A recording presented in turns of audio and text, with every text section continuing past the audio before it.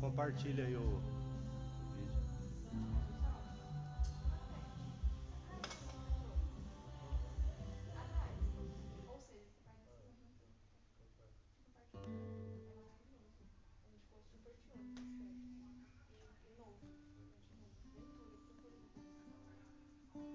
Ele é novo lá? Tem varanda? E como é que é a varanda?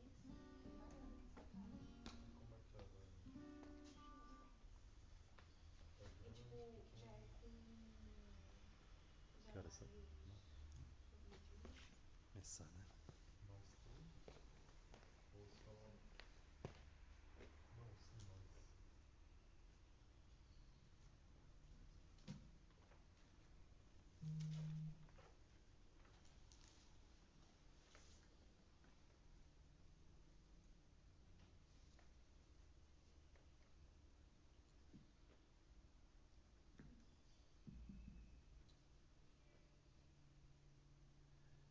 Eu quero dar as boas-vindas a todos que estão aí nos ouvindo.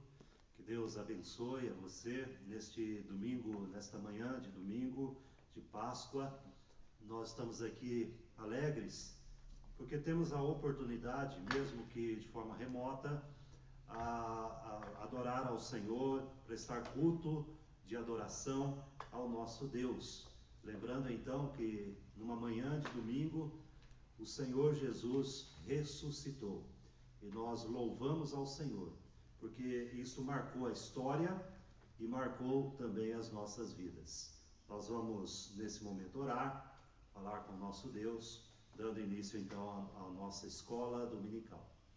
Pai Celestial, louvado seja teu nome. Nós reconhecemos nesta manhã que o Senhor nos abençoa sempre. Obrigado, Pai, pela redenção que há em Cristo Jesus, o nosso amado Senhor, que nesta manhã de domingo nos lembramos de que um dia esta oferta de graça foi oferecida por aqueles que o Senhor mesmo escolheu. E o Senhor tem chamado homens e mulheres por todas as eras, em todos os lugares, para serem filhos e filhas do Senhor. Louvado seja o Senhor por isso. E nesta manhã de domingo, que o Senhor nos abençoe com a exposição das Escrituras Sagradas. Fica conosco, Pai, derrama sobre nós a tua bênção. Oramos em nome de Jesus. Amém. A palavra de Deus nos fala lá em Romanos 8. Eu peço, se você quiser acompanhar aí na sua Bíblia, abra comigo então em Romanos 8, dos versículos 12 ao 25. Romanos capítulo 8, dos versículos 12 ao 25. A Bíblia diz assim: Assim, pois, irmãos, somos devedores não à carne, como se constrangido a viver segundo a carne. Porque se viverdes segundo a carne, caminhais para a morte. Mas se pelo Espírito mortificardes os feitos do corpo, certamente vivereis. Pois todos os que são guiados pelo Espírito de Deus são filhos de Deus. Porque não recebestes o espírito de escravidão, para viverdes outra vez atemorizados, mas recebestes o espírito de adoção, baseados no qual clamamos, Abba, Pai. O próprio Espírito testifica com o nosso espírito que somos filhos de Deus. Ora, se somos filhos, somos também herdeiros, herdeiros de Deus e co-herdeiros com Cristo. Se com ele sofremos, também com ele seremos glorificados. Porque para mim tenho por certo que os sofrimentos do tempo presente não podem ser comparados com a glória a ser revelada em nós. A ardente expectativa da criação aguarda a revelação dos filhos de Deus, pois a criação está sujeita à vaidade, não voluntariamente, mas por causa daquele que a sujeitou, na esperança de que a própria criação será redimida do cativeiro da corrupção, para a liberdade da glória dos filhos de Deus. Porque sabemos que toda a criação a um só tempo geme e suporta angústias até agora.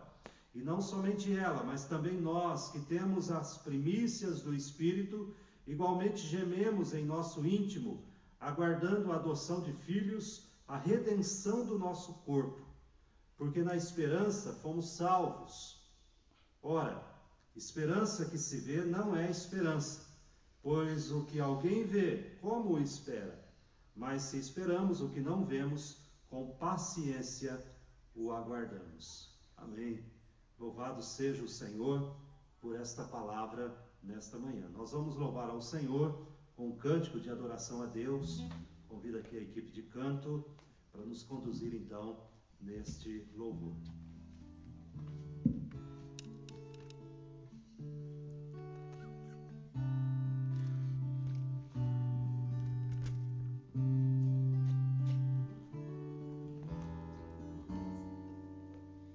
Cristo levou sobre si as nossas dores. Ele levou sobre si as nossas transgressões. O castigo que nos traz a paz estava sobre ele, e por suas chagas fomos sarados. Ele tomou para si as nossas maldições. Ele sofreu para que tivéssemos perdão. O seu sangue derramou para nos resgatar das trevas e nos lavar de toda iniquidade. Jesus, pão da vida. Jesus, luz do mundo. Príncipe da paz, maravilhoso conselheiro, fonte de eternidade, amor. Jesus, Deus Emanuel. Jesus,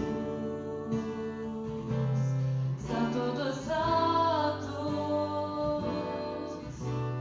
árvore da vida, rio que brota do trono de Deus, alegria profunda no meu coração, recebe adoração.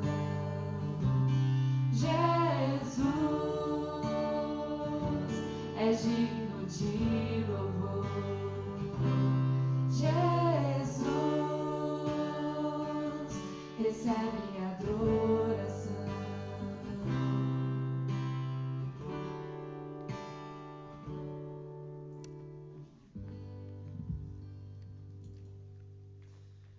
Louvado seja o Senhor.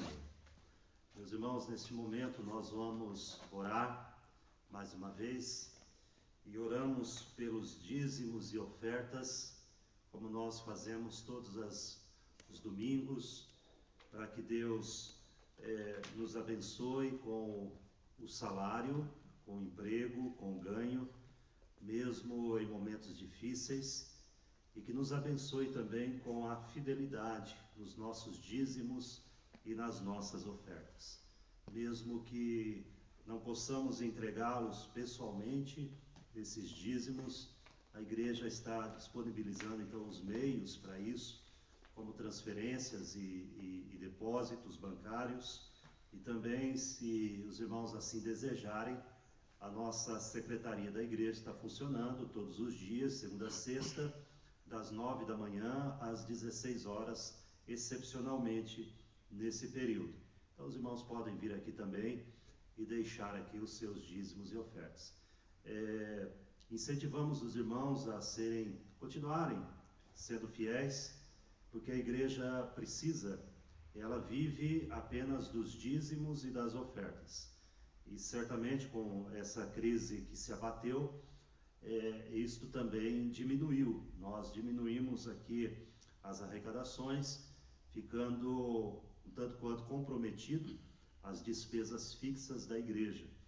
Então, os irmãos que assim puderem, é claro, né? Nós entendemos que muitas vezes isso independe de alguém, às vezes a pessoa ou está desempregada ou perdeu o seu emprego, não tem como ser um dizimista fiel. Entendemos essa situação. Mas se essa não for a sua situação, então você que é membro da igreja, né? Nós estamos falando aos membros da igreja, é claro, no primeiro momento, continue sendo fiel, utilize esses meios para que você possa então dizimar a sua igreja. Bom, nós vamos orar nesse momento também pelos aniversariantes da semana, os irmãos e irmãs que completam mais um aniversário a partir de hoje, esse mês de abril. Entre eles eu estou incluído.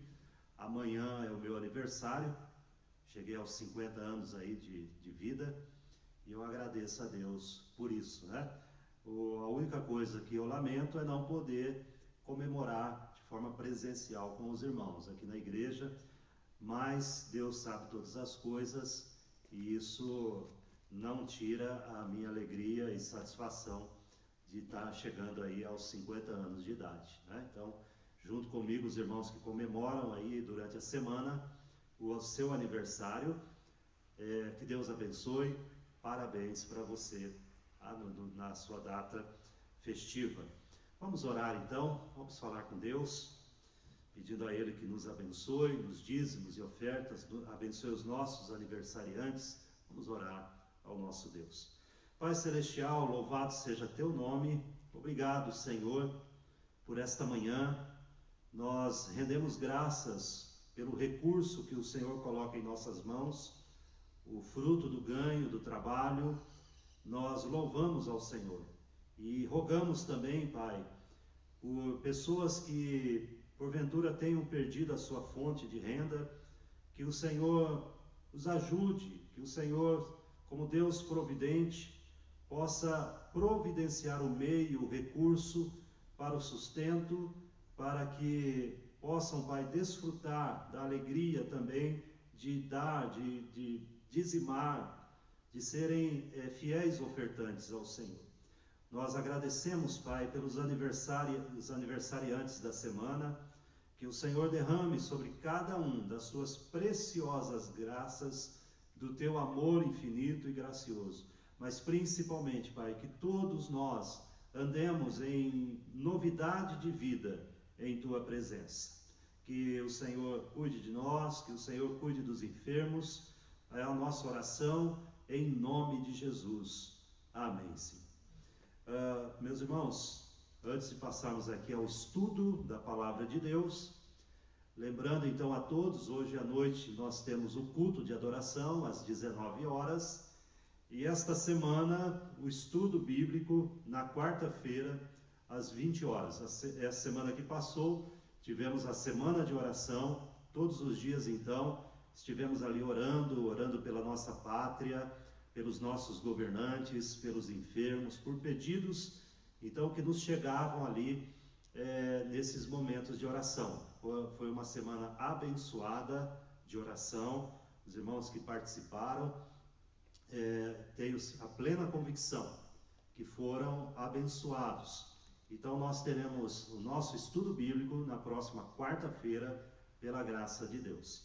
Nesse momento então eu passo a palavra ao reverendo Ricardo, ele vai então nos conduzir no estudo bíblico dessa manhã. Que Deus o abençoe neste momento de reflexão bíblica.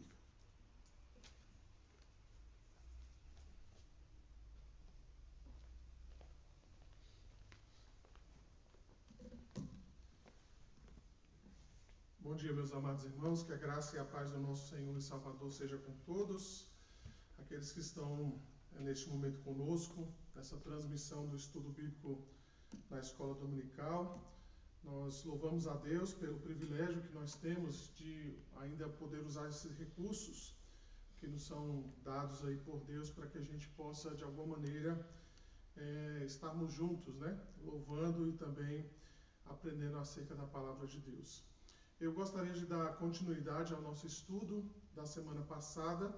Na semana passada eu falei um pouquinho sobre a providência de Deus e nessa manhã eu pretendo falar sobre a providência de Deus e como ela se relaciona aos sofrimentos dos cristãos. Então nós vamos, com a graça de Deus, tratar desse tema nessa manhã e se assim Deus nos permitir, nós esperamos que Ele fale aos nossos corações. Vamos mais uma vez orar, pedir a graça de Deus e a sua bênção sobre as nossas vidas. Oremos.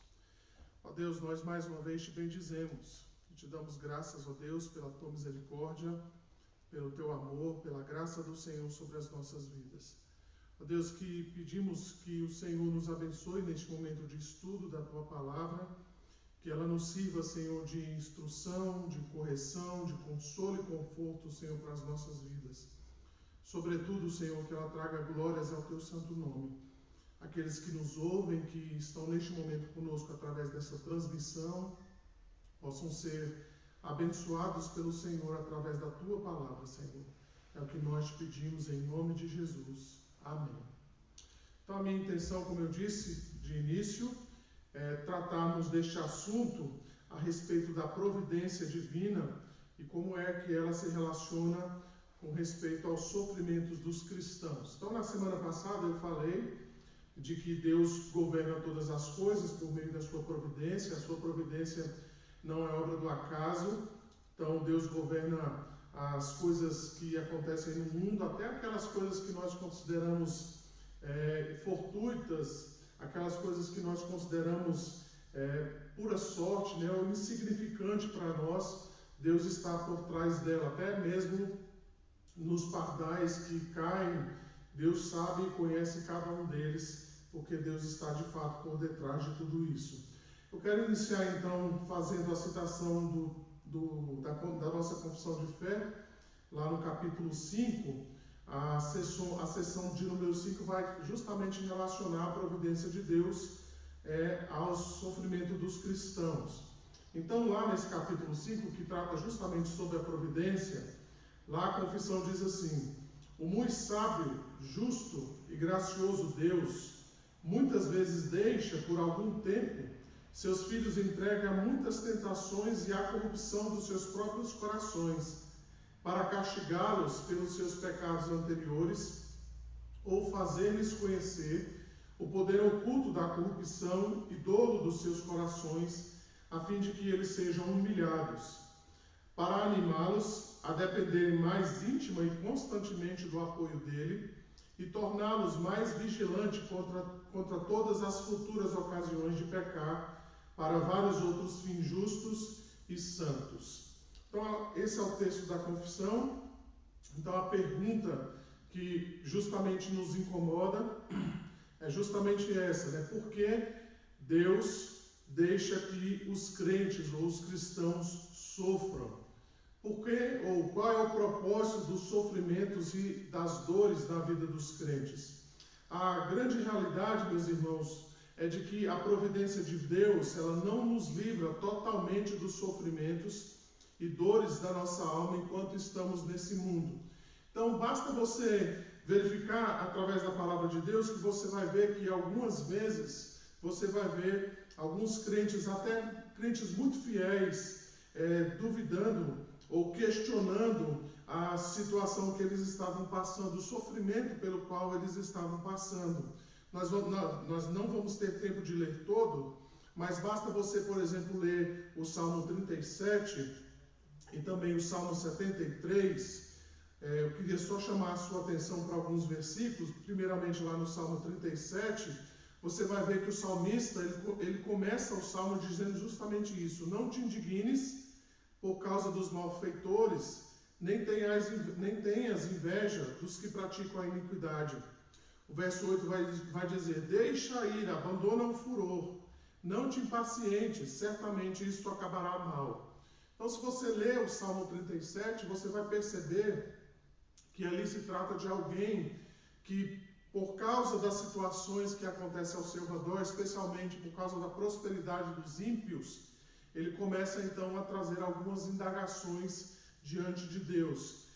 Também no Salmo de número 73, lá o salmista Asaf, ele vai trazer uma ideia mais ou menos como essa do Salmo 37. Veja, por exemplo, os versos 2 e também o verso 14. No verso 2 o salmista vai dizer assim: quanto a mim, porém, quase me resvalaram os pés, pouco faltou para que se desviassem os meus passos. No verso 14 ele vai dizer: pois de contínuo sou afligido e cada manhã castigado. O Salmo 73 também tem essa tônica de que o salmista está indagando Deus porque ele está passando por sofrimentos e que ele está vendo que os ímpios não passam por esse sofrimento. Obviamente vai ter um momento que o salmista vai cair em si, especialmente aqui no Salmo 73, quando ele entra no templo, ele percebe então que o fim dos ímpios é um fim danoso, é um fim desastroso e que ele deve continuar confiando em Deus. Mas o meu ponto aqui é de que a Escritura deixa claro para nós que os cristãos, eles não estão imunes aos sofrimentos. Alguns desses cristãos, inclusive podem chegar a sofrimentos extremos, como nós veremos mais adiante. Então, por vezes, a Escritura vai mostrar para nós que esses cristãos sofrem por causa da sua desobediência a Deus. Então você vai ver isso, por exemplo, na história de Israel. Na própria história do povo de Deus, você vai encontrar casos de que esse povo estava sofrendo justamente por causa dos seus pecados. Então eu quero ler alguns textos aqui para vocês. O primeiro deles, Isaías 24, os versos 3 a 6, nós vamos encontrar justamente isso, de que o profeta está relatando de que o sofrimento que aquele povo está passando é justamente por causa da sua desobediência. Então, às vezes os sofrimentos vêm na vida dos cristãos porque eles são desobedientes a Deus. E como consequência da sua desobediência, eles acabam sofrendo algum tipo de censura, algum tipo de disciplina de Deus. Veja então Isaías 24, os versos 3 a 6. A Bíblia diz assim: a terra será de todo devastada e totalmente saqueada, porque o Senhor quem proferiu esta palavra. A terra pranteia e se murcha, o mundo enfraquece e se murcha, enlasguecem os mais altos do povo da terra. Na verdade, a terra está contaminada por causa dos seus moradores, porquanto transgridem as leis, violam os estatutos e quebram a aliança eterna. Por isso a maldição consome a terra, e os que habitam nela se tornam culpados. Por isso serão queimados os moradores da terra, e poucos homens restarão. Então o que o profeta Isaías registra aqui é que a terra de Israel haveria de ser devastada e totalmente saqueada pelos inimigos, como uma demonstração do desgosto de Deus pelos pecados de Israel. Veja aí então novamente o verso 5 de Isaías 24, ele diz: na verdade a terra está contaminada por causa dos seus moradores, porquanto transgridem as leis, violam os estatutos e quebram a aliança eterna. Tempos depois, o profeta Jeremias, ele vai registrar justamente as assolações que o povo de Israel passou, especialmente lá no livro de Lamentações de Jeremias. E algumas vezes você vê o profeta relatando justamente os sofrimentos que aquele povo estava passando, porque eles tinham quebrado a lei de Deus. Especialmente, por exemplo, Jeremias capítulo 1, os versos 1 a 5, aqui a Bíblia vai dizer: como jaz solitária a cidade outrora populosa, tornou-se como viúva a quem foi grande entre as nações, princesa entre as províncias, ficou sujeita a trabalhos forçados. Chora e chora de noite, e as suas lágrimas lhe correm pelas faces. Não tem quem a console entre todos os que a amavam. Todos os seus amigos procederam perfidamente contra ela, tornaram-se seus inimigos. Judá foi levado ao exílio, afligido e sob grande servidão. Habita entre as nações, não acha descanso. Todos todos os seus perseguidores o apanharam nas suas angústias. Os caminhos de Sião são de luto, porque não há quem venha à reunião solene. Todas as suas portas estão desoladas, e os seus sacerdotes gemem. As suas virgens estão tristes, e ela mesma se acha em amargura. Então Jeremias está relatando aqui as consequências daquilo que Isaías já tinha chamado a atenção, de que o povo estava passando por sofrimento porque estavam desobedecendo ao Senhor. Ainda quero ler Lamentações, agora no capítulo 2, o verso 11, a palavra de Deus vai registrar: com lágrimas se consumiram os meus olhos, turbada está a minha alma, e o meu coração se derramou de angústia por causa da calamidade da filha do meu povo, pois desfalecem os meninos e as crianças de peito pelas ruas da cidade. Jeremias ainda vai trazer um quadro ainda mais aterrorizante para nós a respeito das consequências do pecado de Israel, quando ele vai dizer lá em Lamentações capítulo 4, os versos 10 a 13, ele vai dizer o seguinte: as mãos das mulheres outrora compassivas cozeram os seus próprios filhos. Então Jeremias está dizendo que as próprias mães estavam cozinhando e comendo os seus filhos. Estes lhe serviram de alimento na destruição da filha do meu povo.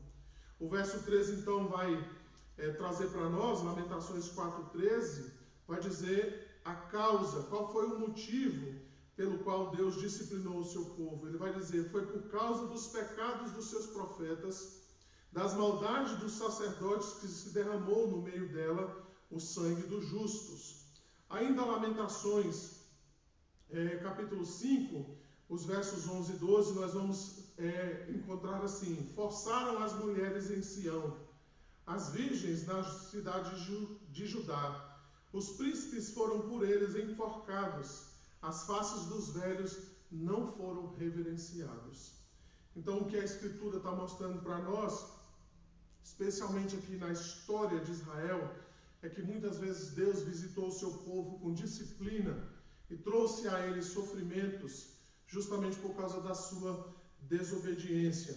Há também aqui um caso em particular que diz respeito ao exemplo do rei Ezequias. Então a Escritura vai dizer que não somente de maneira coletiva, no caso do seu próprio povo, mas às vezes até de maneira particular, Deus trazia algum tipo de sofrimento, algum tipo de disciplina sobre a vida de alguém. Ezequias, então, essa história está registrada em 2 Crônicas 32, os versos 24 a 31. Lá nós lemos assim: naqueles dias adoeceu Ezequias mortalmente. Então orou o Senhor, que lhe falou e lhe deu um sinal. Mas não correspondeu Ezequias aos benefícios que lhe foram feitos, pois o seu coração se exaltou, pelo que houve ira contra ele e contra Judá e Jerusalém. Ezequias, porém, se humilhou por ter se exaltado o seu coração, ele e os habitantes de Jerusalém, e a ira do Senhor não veio contra eles nos dias de Ezequias.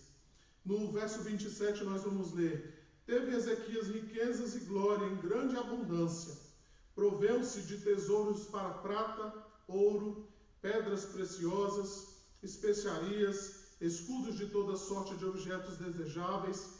Também proveu de armazéns para a colheita do cereal, do vinho e do azeite, e de estrebarias para toda espécie de animais, e de redis para os rebanhos. Edificou cidades e possuiu ovelhas e vacas em abundância, porque Deus lhe tinha dado muito numerosas possessões. Também o mesmo Ezequias tapou o manancial superior das águas de Gion e as canalizou para o ocidente da cidade de Davi. Ezequias prosperou em toda a sua obra. Contudo, quando os embaixadores dos príncipes da Babilônia lhe foram enviados para lhe informarem do prodígio que se dera naquela terra, Deus o desamparou para prová-lo e fazer conhecer tudo o que estava no seu coração. O que nós lemos aqui é a história desse rei, do qual Deus o havia exaltado, do qual Deus havia dado a ele condições de reinar. Veja aqui que Deus lhe deu muita prosperidade, muitas possessões, embora, enquanto rei, ele foi visitado por aquele povo da Babilônia, e ao invés de dar glórias ao nome de Deus, de exaltar o nome de Deus, diz o texto lá que Deus o abandonou para que ele pudesse ver aquilo que estava no seu coração. Então, o fato aqui é que a ofensa de Ezequias não era tanto a exibição das suas provisões e os tesouros que ele tinha, mas foi o fato de que ele não deu glórias a Deus pelo milagre da sua recuperação, e ele não deu glória a Deus quando aqueles embaixadores pagãos quiseram conhecer aquilo que estava acontecendo nele. Então veja que Deus entregou Ezequias, abandonou Ezequias, para que ele pudesse ver aquilo que estava no seu próprio coração. Ainda uma outra coisa, ou uma outra verdade a respeito dos sofrimentos, é que nem sempre esses sofrimentos eles são decorrentes de algum tipo de pecado. Veja que até agora eu havia dito que esses pecados, ou esses sofrimentos, melhor dizendo, eles geralmente vêm, ou eles podem vir, por causa de algum tipo de pecado, alguma desobediência a respeito dos estatutos ou da vontade de Deus. Mas há alguns sofrimentos que eles não decorrem de algum pecado cometido. E veja, por exemplo, a história do próprio Jó. Jó, a Bíblia vai dizer no capítulo 1, verso 1, que havia um homem na terra de Uz, cujo nome era Jó. A Bíblia vai nomeá-lo então como um homem íntegro e reto, temente a Deus e que se desviava do mal. Jó não é alguém que está em desobediência ao Senhor, pelo contrário, a Bíblia então começa dizendo no livro de Jó que ele era um homem íntegro, reto, temente ao Senhor. Porém, nós sabemos muito bem qual foi a história de Jó e dos sofrimentos que ele passou. Veja então que a grande pergunta que se faz lá no livro de Jó é que Jó serve a Deus por algum tipo de interesse. Veja aí os versos 10 e 12 do capítulo 1 de Jó, que é justamente essa a pergunta que Satanás tenta levar diante de Deus. Ele vai dizer assim: acaso não cercastes com sebe a ele, a sua casa, e a tudo quanto tem, a obra das suas mãos abençoastes, e os seus bens se multiplicaram na terra? Estende, porém, a mão e toca-lhe tudo quanto tem, e verás se não blasfema contra ti na tua face.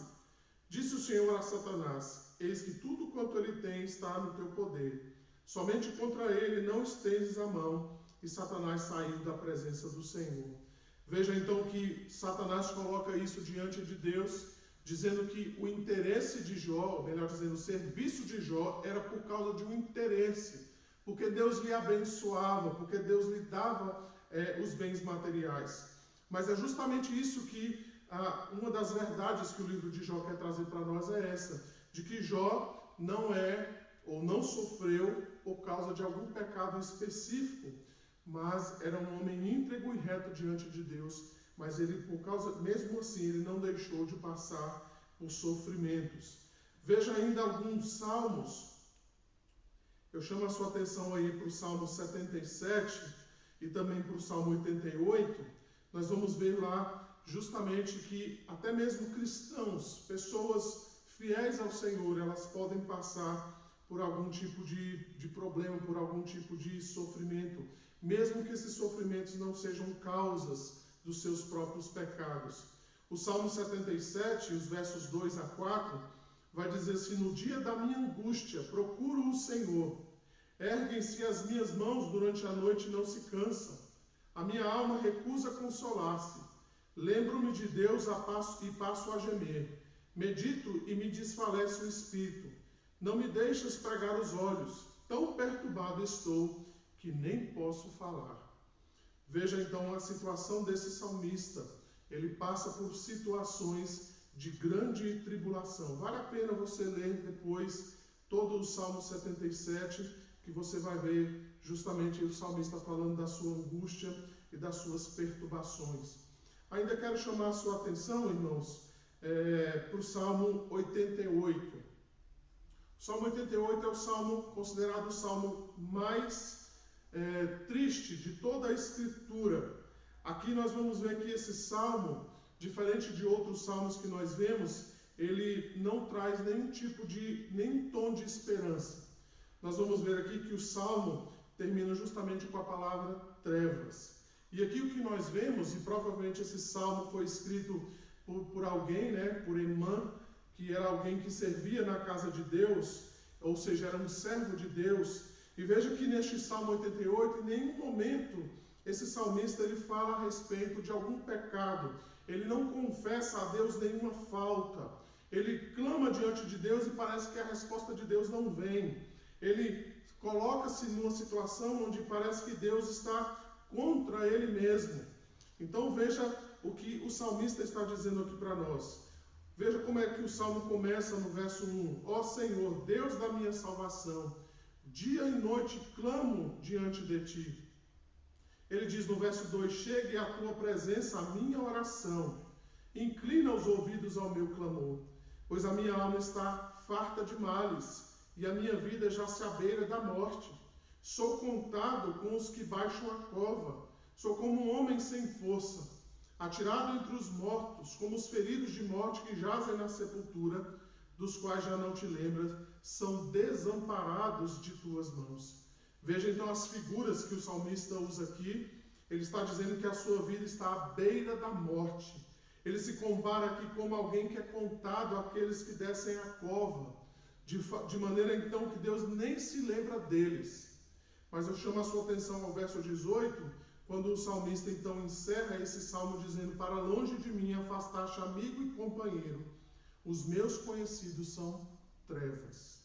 É assim que o Salmo 88 termina, com esse tom então tenebroso, sem nenhuma palavra de esperança. Veja que o salmista aqui do Salmo 88, ele parece que não tem nenhuma esperança, ele olha e parece que ele não vê que Deus está de fato olhando para si. Os puritanos, né, eles falando a respeito dessas questões, desses sofrimentos que muitas vezes vêm de maneira mais aguda, mais severa, eles desenvolveram então o que eu posso chamar aqui de uma doutrina, né, ou de um ensino chamada noite escura da alma. E é justamente isso que nós vemos aqui no Salmo 88. A impressão que nós temos aqui nesse salmo é de que Deus entregou o seu próprio filho à sorte, como se Deus tivesse virado o rosto, inclusive o salmista vai dizer isso, né, como se Deus tivesse virado o rosto para ele, e ele se vê nessa situação. Há momentos então que Deus entrega os seus filhos, Deus então nós temos a impressão de que Deus não responde às nossas orações, e os puritanos então disseram que isso era a noite escura da alma, quando Deus nos entrega para que Ele possa perceber aquilo que está no nosso próprio coração. Então é isso, meus irmãos, muitas vezes os sofrimentos vêm, e esses sofrimentos eles não decorrem de algum pecado específico, mas são sofrimentos que Deus nos coloca, e muitas vezes sofrimentos severos, para que Deus possa verificar, para que Deus possa nos purificar, para que Ele possa enxergar aquilo que está no nosso próprio coração. Eu quero também citar aqui o exemplo do apóstolo Paulo. Paulo também era alguém pelo qual não foi isento de sofrimento. Paulo nós vemos várias vezes falando dos seus próprios sofrimentos, das suas angústias, da maneira então que ele era fustigado por Deus, fustigado pelas situações, era perseguido por causa do Evangelho. E o apóstolo Paulo então não foi isento também de sofrimentos. Quero ler aqui só 2 textos que falam a respeito da situação do apóstolo Paulo. O primeiro está em 2 Coríntios capítulo 11 e também em 2 Coríntios capítulo 12. Nesses textos o apóstolo vai descrever justamente a sua situação e de quanto sofrimento ele tem passado por causa de Cristo, por causa da pregação do Evangelho. 2 Coríntios capítulo 11, os versos 24 a 27, a palavra de Deus nos diz assim: 5 vezes recebi dos judeus uma quarentena de açoite menos 1. Fui 3 vezes fustigado com vara, uma vez apedrejado. Em naufrágio, 3 vezes. Uma noite e um dia passei na voragem do mar. Em jornadas, muitas vezes. Em perigo nos rios, em perigo de salteadores, em perigo entre patrícios, em perigo entre gentios, em perigo na cidade, em perigo no deserto, em perigo no mar, em perigo entre falsos irmãos, em perigos e fadigas, em vigílias muitas vezes, em fome e sede, em jejuns muitas vezes, em frio e nudez, além das coisas exteriores, ao que pesa sobre mim diariamente, a preocupação com todas as igrejas. Quem enfraquece que também eu não enfraqueça? Quem se escandaliza que eu também não me inflame? Então nós vemos aqui o apóstolo Paulo falando dos seus sofrimentos e de quantos perigos ele passou por causa da pregação do Evangelho e pelo simples fato dele ser cristão. Veja que nós estamos falando talvez do maior missionário que temos no Novo Testamento. Um homem de Deus, alguém que plantou igrejas, que visitou igrejas, que por causa de Cristo foi preso, que de maneira nenhuma se esquivou da responsabilidade de pregar o Evangelho, mas ele não foi de maneira alguma isento dos sofrimentos na sua caminhada cristã. Ainda 2 Coríntios, capítulo 12, os versos 7 a 10, depois de Paulo relatar uma visão que ele teve, ele vai descrever o seguinte: para que não me ensoberbecesse, melhor dizendo, com a grandeza das revelações, foi-me posto um espinho na carne, mensageiro de Satanás, para me esbofetear, a fim de que eu não me exalte. Por causa disso, 3 vezes pedi ao Senhor que o afastasse de mim. Então ele me disse: a minha graça te basta, porque o poder se aperfeiçoa na fraqueza. De boa vontade, pois, mais me gloriarei nas fraquezas,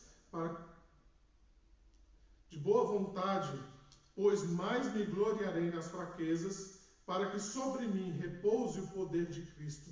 Pelo que sinto prazer nas fraquezas, nas injúrias, nas necessidades, nas perseguições, nas angústias por amor de Cristo, porque quando sou fraco, então é que sou forte.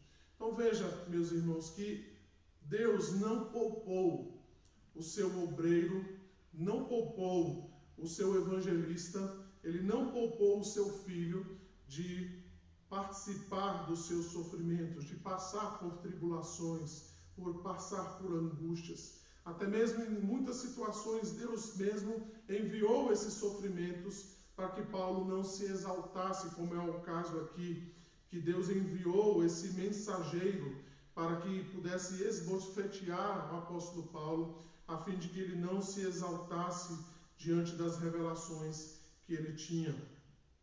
E por fim, eu gostaria então de demonstrar de que a providência de Deus ela também se manifesta nos próprios sofrimentos de Cristo. Para isso eu queria convidá-los a abrir o Salmo 22. Nós vamos encontrar lá que esse salmo, que é conhecido como um salmo messiânico, ele vai trazer várias coisas, várias profecias, vários relatos a respeito do sofrimento do nosso Redentor. Veja então que nós podemos ver a providência de Deus nos sofrimentos de Cristo, nas profecias sobre o seu sofrimento. Então Deus, desde antes do advento do Messias, Deus já havia então colocado aqui através dos seus profetas de como o seu Messias passaria por sofrimento, como ele seria golpeado, como ele seria então atribulado, como ele passaria por sofrimentos. Então veja que desde o início da Escritura, a Escritura vai afirmar que o Messias ele seria golpeado por Satanás. Veja lá Gênesis 3,15, que é conhecido ali como o proto-evangelho, é o primeiro anúncio ali do evangelho. Veja que lá Gênesis 3,15, a palavra de Deus nos diz assim: porém inimizade entre ti e a mulher, e a tua descendência e o seu descendente, este te ferirá a cabeça, e tu lhe ferirás o calcanhar. Essa palavra aqui, essa profecia, ela se cumpriu no advento de Cristo, quando ele pisou a cabeça da serpente, porém a serpente lhe feriu o calcanhar. Ele precisou então morrer para que ele pudesse pisar a cabeça da serpente. Ainda falando sobre isso, falando sobre as humilhações, sobre os sofrimentos de Cristo, a Bíblia vai dizer então que ele seria humilhado pelos homens.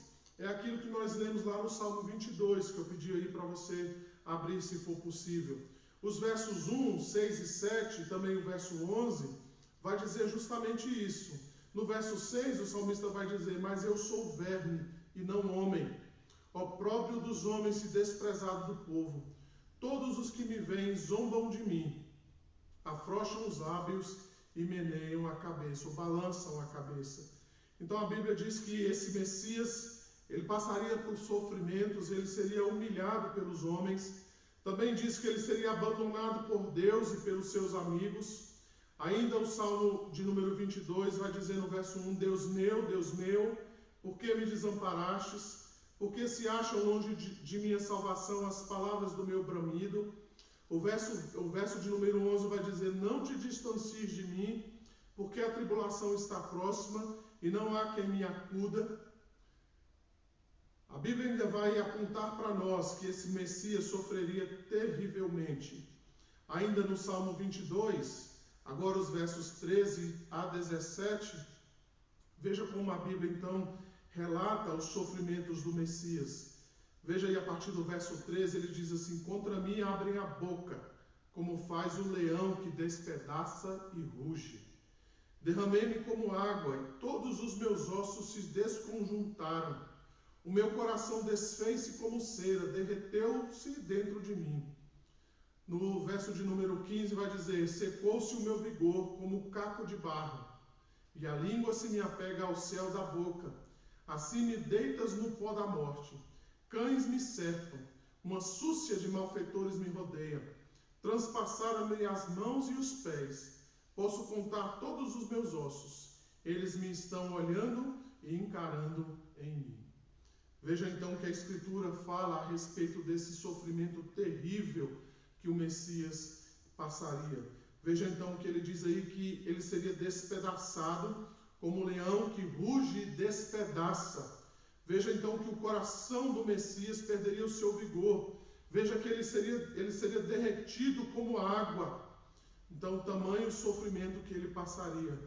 O Salmo 22, agora nos versos 20 a 21, continua falando a respeito desses sofrimentos terríveis que o nosso Messias passaria.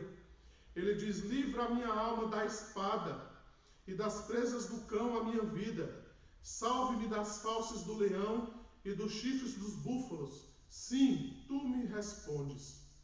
Ainda falando sobre esses sofrimentos terríveis do Messias, o profeta Isaías vai trazer um relato a respeito de como esse Messias sofreria por causa do seu povo. Isaías 53, os versos 5 e 7, ele vai trazer esse relato sobre os sofrimentos do Messias. Veja aí o verso de número 5 de Isaías 53. Mas ele foi traspassado pelas nossas transgressões e moído pelas nossas iniquidades. O castigo que nos traz a paz estava sobre ele, e pelas suas pisaduras fomos sarados. O verso 7 vai dizer: ele foi oprimido e humilhado, mas não abriu a boca. Como cordeiro foi levado ao matadouro, e como ovelha muda perante os seus tosqueadores, ele não abriu a boca. Por juízo opressor foi arrebatado, e de sua linhagem quem dela cogitou, porquanto foi cortado da terra dos viventes. Por causa da transgressão do seu povo, ele foi ferido. Quantas transgressões Cristo carregou sobre si? Quantas humilhações ele passou? Quanto sofrimento ele passou por causa do seu povo? Ainda falando sobre os seus sofrimentos, não só os profetas falaram sobre o seu sofrimento, mas também se nós lermos os relatos dos evangelhos, nós vamos ver ali os registros que confirmam os sofrimentos do nosso Redentor. Os evangelhos então vão registrar que o nosso Redentor ele foi traído por um dos seus discípulos, Judas Iscariotes. Então Mateus vai trazer esse relato: ora, o traidor lhe tinha dado esse sinal: aquele a quem eu beijar é esse, prendei-o. E logo aproximando-se de Jesus, lhe disse: salve, mestre, e o beijou. Jesus, porém, lhe disse: amigo, para que vieste? Nisto, aproximando-se eles, deitaram as mãos em Jesus e o prenderam. Então, os evangelhos mostram isso, mostram que o sofrimento do Senhor Jesus se deu também pela traição de um dos seus discípulos. Não só ele foi traído por um dos seus discípulos, mas todos os seus outros discípulos o abandonaram, o deixaram só. Nós vamos ver isso em Mateus 26, 56, quando aqueles discípulos simplesmente fogem quando o seu Senhor é preso. Não só os seus discípulos o traem, o abandonam, mas um dos seus discípulos mais chegados o nega, Simão Pedro. Simão, então, ao ser confrontado a respeito se ele conhecia ou não o Messias, ou o Senhor Jesus Cristo, ele disse que não o conhecia e o negou 3 vezes, conforme havia sido avisado pelo próprio Senhor Jesus. Os evangelhos ainda vão registrar o sofrimento do nosso Senhor perante o Sinédrio, quando ele sofre um julgamento injusto. Nós podemos ver isso lá em Mateus 26, os versos 59 a 60, e também nos outros evangelhos paralelos a essa passagem. Nós vamos ver que também o nosso Senhor Jesus, ele sofre quando, ao invés de ser solto, diante daquele costume que existia naquela época, de que poderia ser solto um criminoso, e quando ele é colocado diante de Barrabás, e o povo tem que escolher entre Jesus e Barrabás, nós vemos que a história nos conta, os evangelhos nos contam que, ao invés do povo escolher Jesus, eles escolhem Barrabás, um malfeitor, um ladrão, muito conhecido naquela época, mas ele é colocado à solta, enquanto o nosso Senhor Jesus, sem ter feito nenhum mal, sem ter cometido nenhum crime, ele é colocado como um vilão, como um ladrão, como um malfeitor. Os evangelhos ainda registram que ele foi açoitado. Mateus capítulo 27, o verso 26, vai dizer: após haver açoitado a Jesus, entregou-o para ser crucificado. Ainda Mateus vai registrar que, tecendo uma coroa de espinho, puseram-lhe na cabeça e na mão direita um caniço, e ajoelhando-se diante dele os escarneciam. Mateus ainda vai registrar: e cuspindo nele, tomaram um caniço e davam-lhe com ele na cabeça. O evangelista João, no capítulo 19, vai dizer: e davam-lhe bofetadas. Veja que ele foi escarnecido, ele foi açoitado, e por fim ele foi humilhado, ele foi crucificado, foi considerado maldito, porque a palavra de Deus vai dizer: maldito todo aquele que for pendurado em madeiro. Ele não só foi fustigado, ele não só foi castigado, mas agora ele sofre uma morte cruel, humilhante. Ele é pendurado publicamente no madeiro, numa cruz, como um criminoso, como um maldito de Deus. E não só isso, ele, na sua crucificação, sofreu o abandono momentâneo de seu pai. O Mateus 27, verso 46, vai registrar: Eli, Eli, lama sabachthani, o que quer dizer: Deus meu, por que me desamparastes?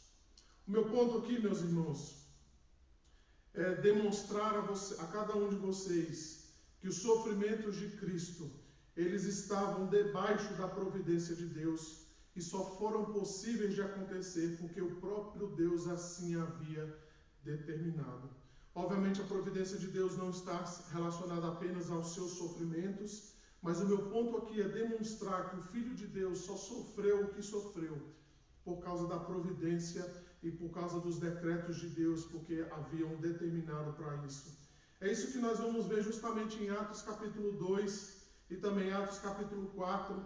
O registro de Lucas ali, ele é consolador para nós. Quando lá em Atos capítulo 2, os versos 22 e 23, Lucas então vai registrar que a crucificação do nosso Senhor Jesus Cristo, ela se deu debaixo da soberania, debaixo da providência do nosso Deus.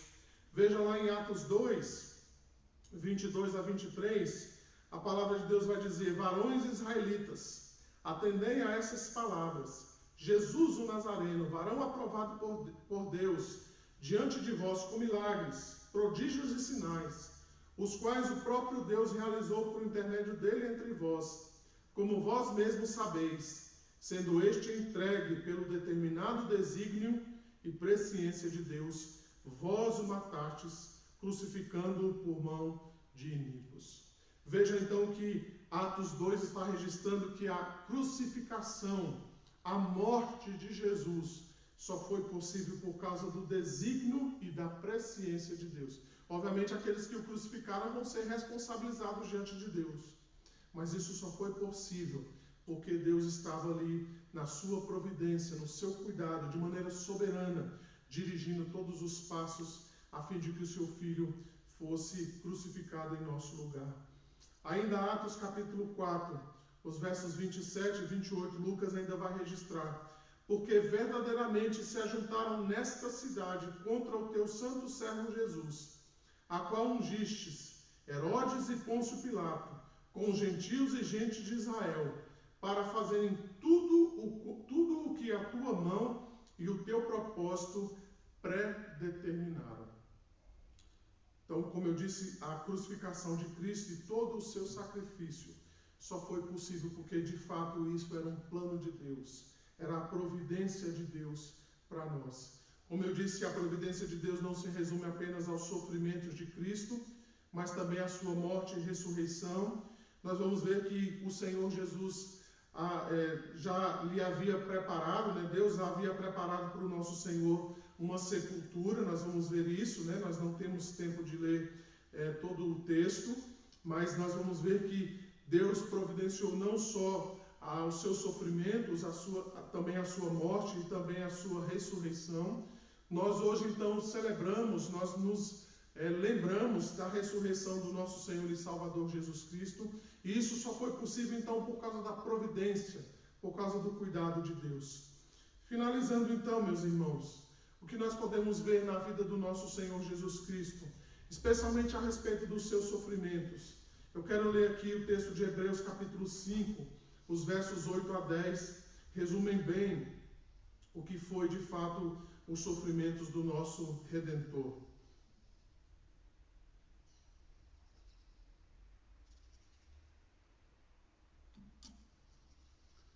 Hebreus vai registrar assim: embora sendo filho, aprendeu a obediência pelas coisas que sofreu, e tendo sido aperfeiçoado, tornou-se o autor da salvação eterna para todos os que lhe obedecem, tendo sido nomeado por Deus sumo sacerdote segundo a ordem de Melquisedeque. Dito isso, então, nós podemos concluir, e eu gostaria então de concluir fazendo algumas afirmações importantes. A primeira, então, diz respeito ao fato de que a providência de Deus não nos isenta dos sofrimentos. Pelo contrário, os sofrimentos são os meios pelos quais a providência de Deus nos guia até nós chegarmos à glória celestial. Então, nós não podemos de maneira nenhuma confirmar, ou nós não podemos de maneira nenhuma afirmar que nós, cristãos, não passaremos por sofrimento. Não é isso que a Bíblia diz para nós. Nós não estamos isentos de sofrimento. Então, quando nós falamos a respeito da providência, nós temos que ter isso em mente. Que a providência pode, muitas vezes, nos levar por sofrimentos, por caminhos difíceis, por caminhos árduos, por caminhos, então, que nos vão fazer sofrer e gemer. Mas tudo isso, então, diz respeito ao cuidado de Deus, à providência de Deus. Isso tudo, de fato, tem um propósito de Deus para as nossas vidas. Em segundo lugar, eu gostaria então de afirmar que nós seguimos os passos do sofrimento de Cristo. Se Cristo sofreu, nós também sofreremos. É isso exatamente que ele diz para nós: se alguém quer vir após mim, a si mesmo se negue, tome a sua cruz e siga-me. Se o Senhor Jesus, ele sofreu, se ele passou por tribulações, quanto mais nós passaremos por momentos difíceis. Mas nós precisamos então entender isso, que este é o caminho pelo qual nós devemos seguir. Primeiro a cruz, primeiro negar a si mesmo, primeiro nós precisamos mortificar o nosso ego, mortificar a nossa carne, seguir os passos do nosso Redentor, tomar a nossa cruz dia após dia e segui-lo. Mas ele nos traz promessas maravilhosas a respeito disso. Ele diz: no mundo passai por aflições, mas tem de bom ânimo, eu venci o mundo. O apóstolo Paulo vai dizer: se com ele sofremos, também com Ele seremos glorificados. E por fim, eu gostaria então de afirmar que os sofrimentos são muitas vezes os meios que Deus usa para nos disciplinar, purificar e fazer com que nós demos fruto para a glória do seu nome. O sofrimento então é o fogo que purifica o ouro e a prata. Quem conhece esse processo, né? Esse processo então quando você coloca ouro e prata diante do fogo, a intenção ali é que o fogo tire as impurezas, ele purifique tanto o ouro como a prata. O sofrimento então é a vara do pai que disciplina o filho. O sofrimento é o caminho que nos leva pela porta estreita. Tudo isso então significa o sofrimento em nossa vida, que nos serve para nos disciplinar, purificar e fazer com que nós demos frutos para a glória de Deus. Diante disso, então, meus irmãos, eu gostaria apenas de fazer 3 aplicações do texto desse estudo que nós temos nessa manhã. Primeiramente, eu queria trazer aqui uma palavra aos descrentes. Talvez você esteja neste momento ouvindo essa transmissão, vendo essa transmissão, você esteja aí na sua casa e você esteja passando por algum tipo de sofrimento. Talvez você, como outras pessoas, estão aí preocupadas com o futuro, estão aí com receios, com medo por causa dessa pandemia. Você não sabe muito bem como é que vai ser o futuro da sua vida, o que espera pelo dia de amanhã. Quem sabe você esteja nesse exato momento sofrendo angústias, você está sem nenhuma esperança. Eu quero lhe dizer que Cristo é a sua esperança e que Cristo morreu e Ele sofreu em nosso lugar para nos dar vida. Eu quero lhe chamar também a atenção e lhe trazer um aviso, uma advertência. O sofrimento deste mundo nem se compara ao sofrimento que há por vir. A Bíblia ela descreve que há um sofrimento eterno. Ela fala então de um estado onde o verme não morre, onde o fogo não se apaga. A minha intenção não é atemorizar você, mas alertá-lo a respeito dos fins, a respeito daquilo que virá depois desta vida. Se nós passamos por sofrimento nessa vida sem Cristo, nós vamos passar sofrimentos muito maiores na era por vir. Por isso que nessa manhã você reflita a respeito dessas coisas. Você pense então nessas situações que têm acontecido. Deus tem mandado os seus avisos. Deus tem mandado os seus alertas a nós. O sofrimento desta vida não há de se comparar aos sofrimentos da vida por vir, daqueles que não conhecem e nem reconhecem Jesus como Salvador. Ainda eu quero trazer uma palavra aos cristãos que me ouvem nessa manhã e que sofrem. Lembre-se daquilo que a palavra de Deus nos diz. Lembre-se daquilo que a Escritura nos avisa, dos consolos que a Escritura traz para nós. Eu quero trazer aqui 2 textos aos irmãos, melhor dizendo, 3 textos, para que você então pense neles e que isso revigore a sua fé, revigore o seu ânimo. Todos eles estão em Romanos capítulo 8, o verso 18, o apóstolo Paulo vai dizer assim: porque para mim tenho por certo que os sofrimentos do tempo presente não podem ser comparados com a glória a ser revelada em nós. Quando nós pensamos no sofrimento dessa vida, nós precisamos nos lembrar disso, que isso não se compara à glória que há de vir sobre nós, que será revelada a nós. Os sofrimentos dessa terra não se comparam ao céu que nós esperamos. O verso 37, o apóstolo Paulo vai dizer: em todas estas coisas, porém somos mais que vencedores por meio daquele que nos amou. Como eu disse, o Senhor Jesus Cristo sofreu por nós, Ele morreu naquela cruz em nosso favor. Nós não vamos e nem temos a mínima condição de passar pelos mesmos sofrimentos que Ele passou, mas nós precisamos confiar no Senhor Jesus, que Ele nos torna mais do que vencedores, porque Ele venceu na cruz por nós, Ele venceu a morte por nós, Ele assumiu o nosso lugar, Ele pagou pelos nossos pecados, e nós temos de fato motivos para adorar e louvar ao Senhor. E por fim, ainda Romanos capítulo 8, verso 39, o apóstolo Paulo então finaliza, depois de ele falar que nada pode nos separar do amor de Deus, no finalzinho ele vai dizer justamente isso: nada poderá separar-nos do amor de Deus que está em Cristo Jesus, nosso Senhor. E por fim, eu gostaria então de relembrar a todos que Cristo é a nossa única e esperança. Em tempos que nós temos vivido, esse tempo então de isolamento social, e nós não podemos nos esquecer que mesmo diante de sofrimentos severos, Cristo é a nossa única e esperança.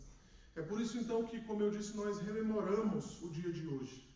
Rememoramos a ressurreição do nosso Senhor e Salvador Jesus Cristo, porque Ele nos dá de fato esperança de uma vida nova. A começar nesta vida, Ele nos dá a esperança também de uma vida eterna. Por isso, nessa manhã, onde nós relembramos a ressurreição do nosso Senhor Jesus Cristo, nós podemos ser também relembrados, animados, de que, embora o mundo possa desfacelar-se em miséria e sofrimento, nós temos essa esperança que está em Cristo Jesus. O apóstolo Paulo então vai dizer: se a nossa esperança está em Cristo, se a nossa esperança em Cristo se limita apenas a esta vida, somos os mais infelizes de todos os homens. E é óbvio que a nossa esperança em Cristo não pode estar só nessa vida. A nossa esperança em Cristo não está simplesmente no fato que Ele vai nos dar um carro, uma casa, um esposo, uma esposa, bens, possessões materiais, nada disso. Embora essas coisas sejam legítimas, sejam boas, a nossa esperança não se resume somente a esta vida, mas também a vida que há por vir. E ela só pode ser desfrutada plenamente em graça por meio do nosso Senhor e Salvador Jesus Cristo. Cristo é a nossa única esperança. Vamos orar? Vamos falar com Deus nesse momento. Ó Deus, nós te bendizemos nessa manhã mais uma vez. Obrigado, Senhor, que embora os sofrimentos nos venham, Ele nos vem, Senhor, por causa da providência do Senhor. Nós não vivemos no acaso, pela sorte. Nós não amanhecemos, ó Deus, sem sermos cuidados e guardados pelo Senhor. Eu oro, Senhor, por aqueles que sofrem, por aqueles que neste momento, Senhor, estão passando por tribulações, por enfermidades, aqueles que por algum motivo, Senhor, têm se entristecido de maneira demasiada, aqueles que sofrem com depressão, ansiedade, Senhor, que o Senhor esteja colocando as tuas mãos e cuidando de cada um deles, ó Pai. De modo especial, eu coloco a vida dos meus irmãos diante de Ti. Eu não sei o que cada um está passando neste momento, mas o Senhor conhece a vida de cada um. E eu peço que o Senhor visite cada casa, cada lar, cada irmão e irmã, Senhor, que neste momento tem sofrido, Senhor.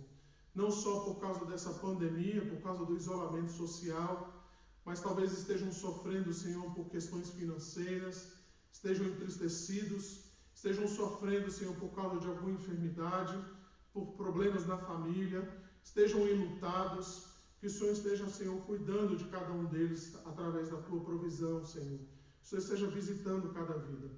Senhor, neste dia em que nós nos lembramos da ressurreição do nosso Senhor, que a nossa fé seja renovada, que o nosso ânimo, Senhor, seja redobrado, que a nossa esperança, Senhor, seja reavivada em nossos corações, na certeza de que em Cristo nós somos mais do que vencedores. Ó Senhor, toma as nossas vidas nas Tuas mãos. Toma, Senhor, este dia nas Tuas mãos e que o Senhor nos abençoe. Assim nós oramos agradecidos. Em nome de Jesus. Amém. Irmãos, nós vamos finalizar nossa transmissão. Gostaria então só de relembrá-los do nosso culto logo mais à noite, às 19 horas. Nós estaremos aqui pontualmente. Aproveite este dia para orar, para ler a palavra de Deus, para meditar naquilo que foi dito nessa manhã. Ore e se lembre de que Cristo ressuscitou. Ele vive para sempre. Ele está à direita de Deus Pai Todo-Poderoso. Ele intercede por nós. Ele conhece e Ele tem misericórdia de nós. Ele é como um de nós. Ele é nosso irmão mais velho. Ele se compadece das nossas misérias e das nossas fraquezas. E logo após as 19 horas, nós estaremos aqui com a graça de Deus. Tenham todos um bom dia e que Deus os abençoe ricamente. Amém.